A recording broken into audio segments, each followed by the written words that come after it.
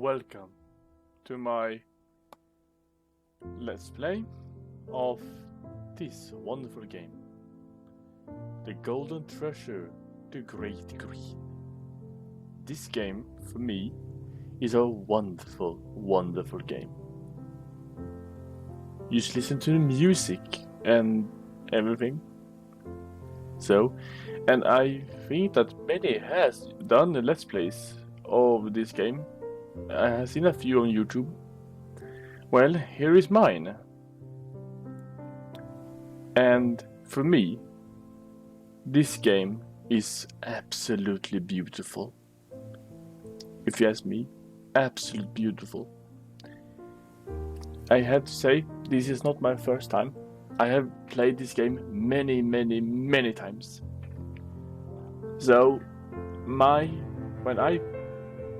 I now play through this, I am gonna get many more things that a first time player get. I have much more resources. But for me, it is the story that is beautiful. So, if anyone is gonna become inspired by this game, play it yourselves and really just play through it and don't look up anything. That is the truest sense of this game. Play through it and don't a single second look up what you should do, how you do it.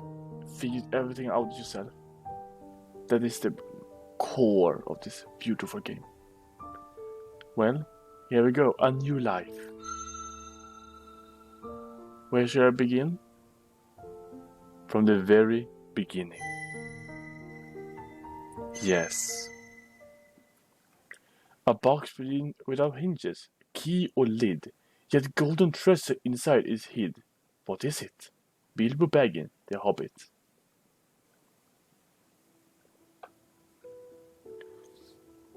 You are alone in the chamber. There is one wall, but which surrounds you utterly, in every direction and on every side.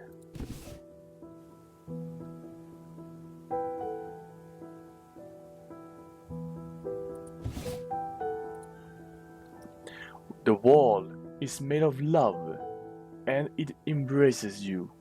Its inherent goodness is an obvious and complete truth. There is a rhythm in the chamber, a beat and a flow which had always been. It's the only way you can tell between sleeping and waking. When awake, you can feel the rhythm, or when asleep, you cannot.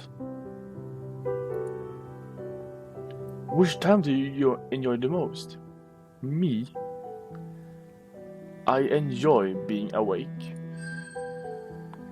Even now, in the beginning, you reach towards change, towards the future. In the thrum of the rhythm, promise everything to you, and will soon blossom into reality.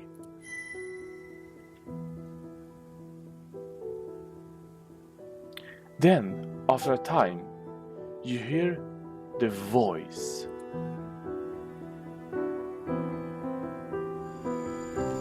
At first, you did not know that there was a voice, only a strange sensation unfolding in your mind.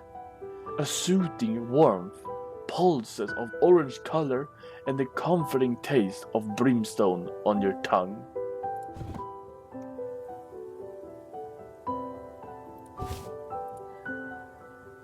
And yet, you are alone here in the chamber. Could there be something outside? You reach out, forming a colored echo in your thoughts and sending it beyond your reality. And you are rewarded with an explosion of pure joy, ringing through your essence and echoing through your mind.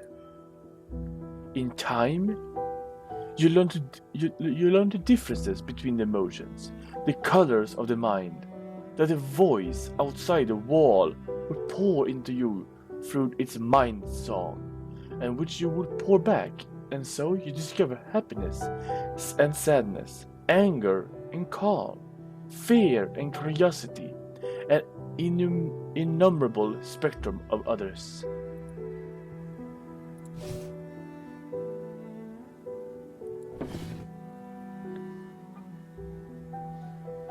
And then the images come, pictures etched in neon relief in your mind by the song of the voice.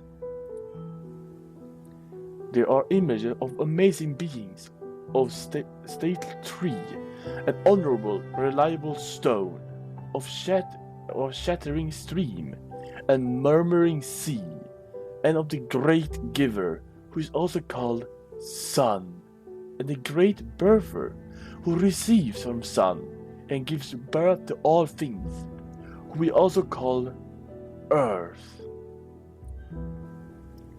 Earth and Sun are the greatest of beasts, mightiest of all the animals, but next to them in might are your people, the true children of above and below, the kin unto each other, who are also called Drak.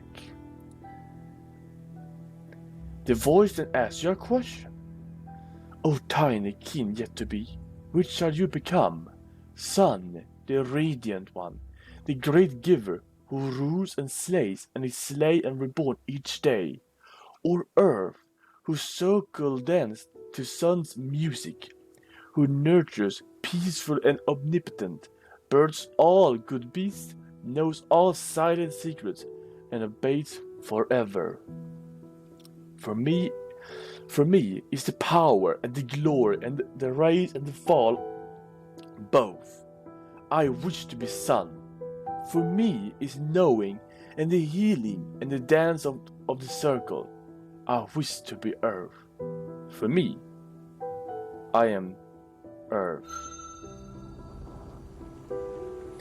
The voice responds by singing a vision of and feeling of cool, damp earth pregnant with green life into you. On this path lies power, hidden but great. May you find a deeper peace amidst the violence of existence.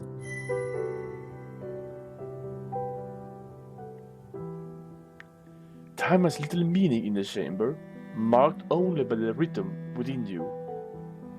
The wall only seems to embrace you just a little more closely with each moment.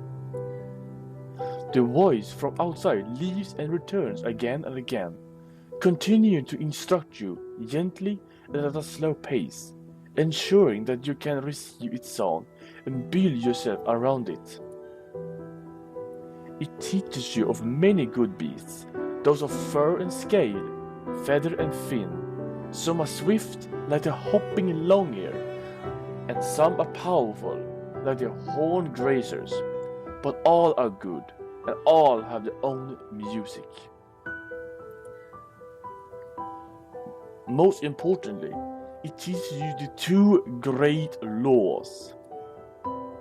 First, you are a destroyer. To live is good, and you may only preserve your life by tearing away the life of others. You must destroy. Find that which calls to you and destroy it, and take it into yourself and grow mighty. If you fail to destroy, you will waste away and be yourself destroyed, and all your music will become silence. Second, that you are a creator. All creators are one of two kinds: givers, who give their essence during the dance of creation, or birthers, who receive the essence and weave new life from it, bringing it forth in the fullness of time. When you have grown great, you must seek out another who is also great, and of opposite nature, and through the dance of creation become a source of the future.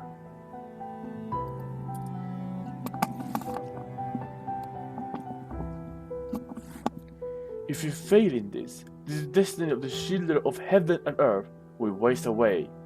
and where there might have been the echo of your music in the time beyond yourself, there will only be silence. So it is, was, and shall be. There is a brief silence, during which you sense that there is a space enough for one question. What do you do? I ask how to become, best to consume the essence of others. I ask if the voice is my creator. Was it one of the two whose dance created me? I ask how to dance, do the dance in creation. I ask whether it is possible to live without destroying others. I quietly considered this deep within myself and sought no answer from the voice. I'd like to know my parents, if you ask that. Indeed, affirms the voice. You can tell that the spring-colored memory of the tender and violent dance which created you lives still in its mind. I am a source of your being, and so you must and shall walk in my ways. My truths are inscribed upon your essence, and you in your turn shall pass yours on to others, but only if you are strong and worthy.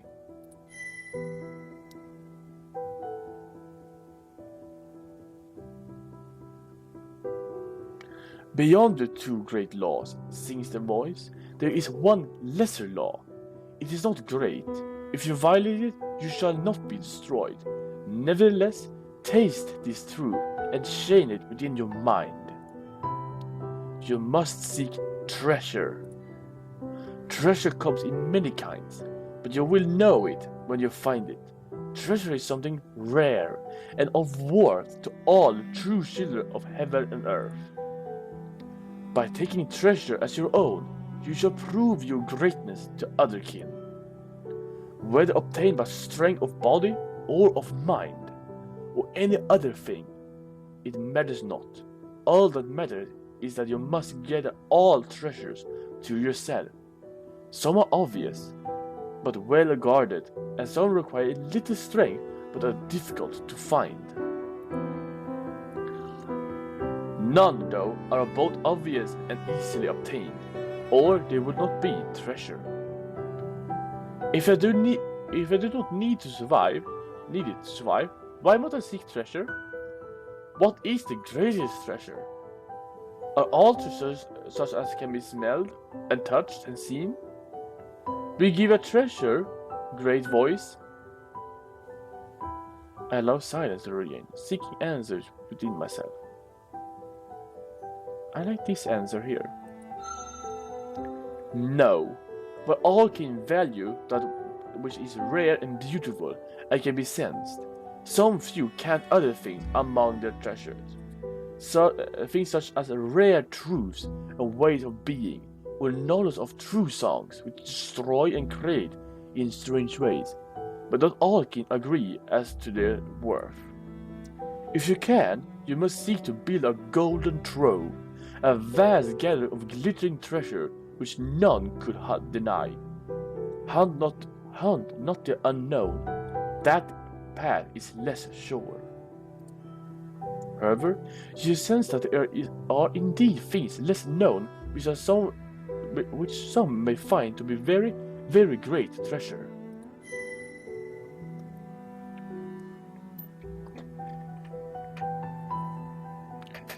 Grow softer.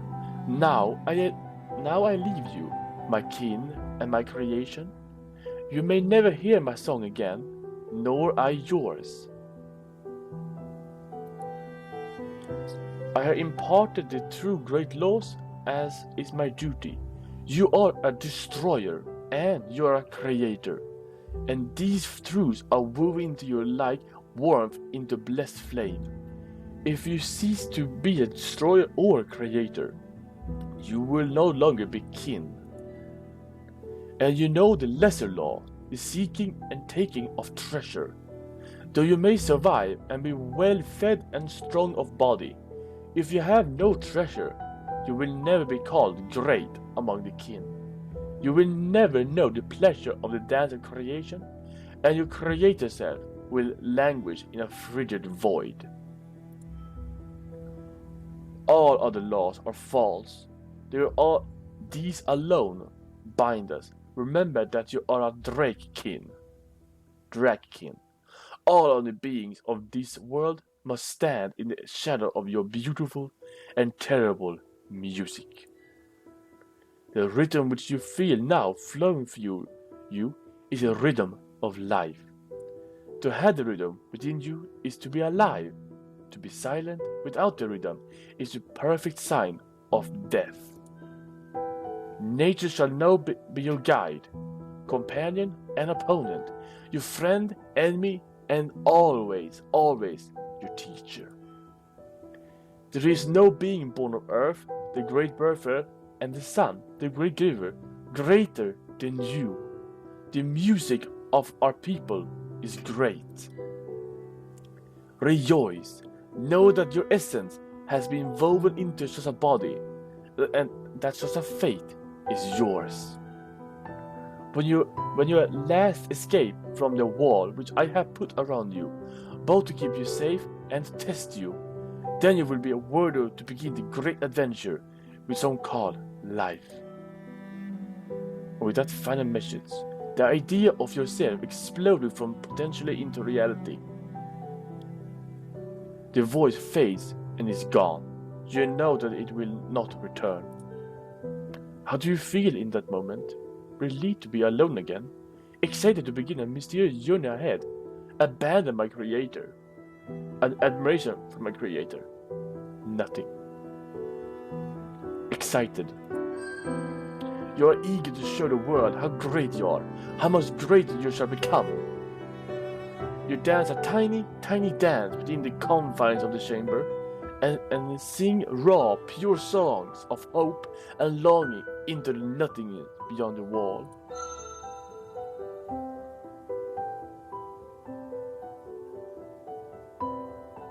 For a time, you are left alone again within the chamber.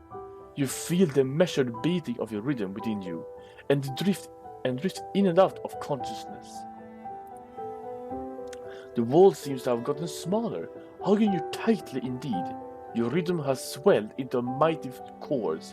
Your breath is fierce against your legs.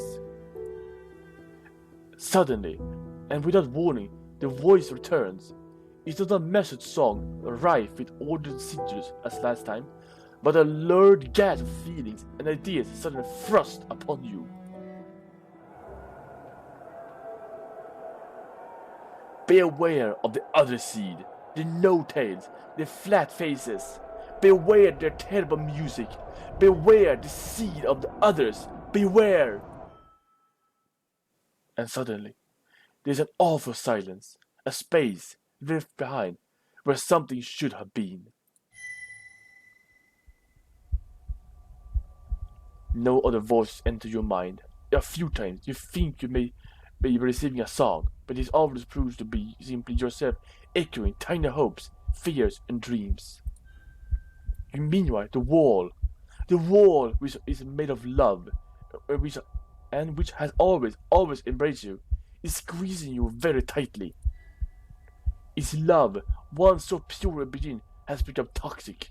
You are pressed so mercilessly, so you can barely breathe, and to make matters worse, you feel a horrible emptiness, a draining within your core. You must do something. Push against the wall. It loves you, you know, but it must now be broken. You push and struggle, feeling your body move this way and then that. But the wall thwarts your every move on every side. It is not through pushing, but rather through unfolding your whole self, limb by limb and muscle by muscle, that you at last achieve the first true success in the music of your life. You hear, not with your mind, but with your ears, your actual ears, the cracking and crunching of the wall as it breaks slowly apart. Then see with your own eyes your first vision of true light.